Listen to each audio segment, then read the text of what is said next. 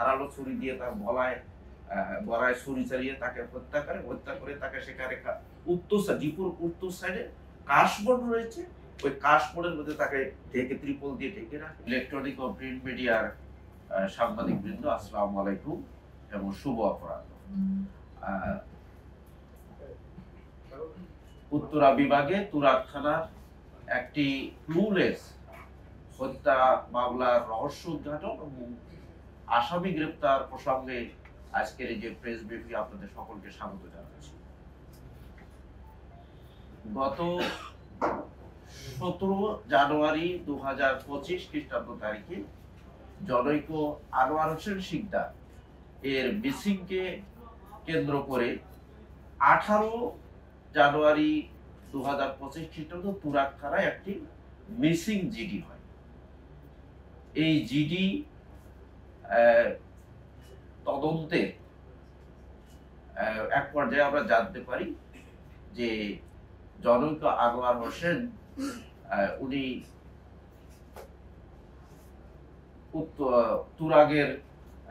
তুরাগের metro গোল চত্বর সংলগ্ন যে ডেস্কো অফিস রয়েছে, সেই ডেস্কো অফিসের পূর্ব পাশে রায়দা বাসের যে ডিপো, সেখানে তিনি হত্যা হয়েছে এবং তার এই হত্যাকাণ্ডে জড়িত ছিল সেখানকার যে রায়দা বাসের ড্রাইভার, হেল্পার এবং ওখানকার যারা নাইট গার্ড ছিল।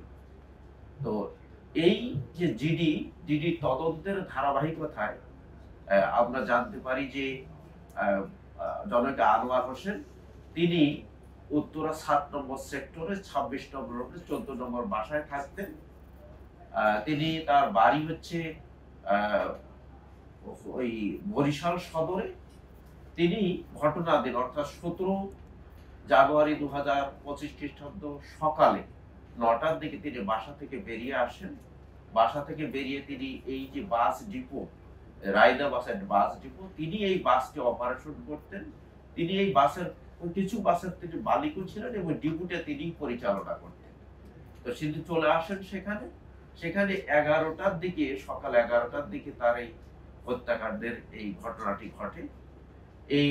আমরা এই জিডি তদন্তের এক পর্যায়ে আমরা জানতে পেরেছি যে এই আনোয়ার হোসেনের সাথে যে রায়দা বাসের ওখানকার যে ড্রাইভার, একজন ছিলেন নাম হলো আসাদুল এবং আরেকজন ছিল সবুজ, এবং আরো তাদের সাথে যারা ওখানে হেল্পার এবং নাইট গার্ড ছিল, প্রায় 5-6 জন মিলে এই হত্যাকাণ্ডটি ঘটিয়েছে।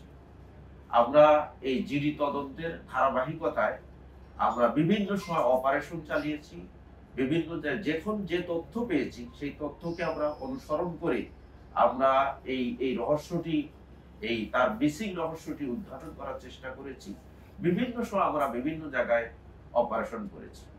শেষ পর্যায়ে গত 25 মে 2025 খ্রিস্টাব্দ তারিখে আমরা জানতে পারি যে এই হত্যাকাণ্ডে যারা জড়িত ছিল আসাদুলের সাথে ছিল আপনার সাজ্জাদ, তার সাথে ছিল সবুজ, তার সাথে ছিল আপনার শাকিল, তার সাথে ছিল আপনার কালাম এবং আসাদুলের একজন ভাগ্নের নাম, আমরা নামটা জানতে পারিনি। আমরা অপারেশন চালিয়ে আশুলিয়া এবং সাভার এলাকা থেকে আমরা 3 জনকে গ্রেফতার করে একজনের নাম হচ্ছে আবুল কালাম নামে পরিচিত, একজনের নাম হচ্ছে শাকিল, একজনের হচ্ছে সবুজ।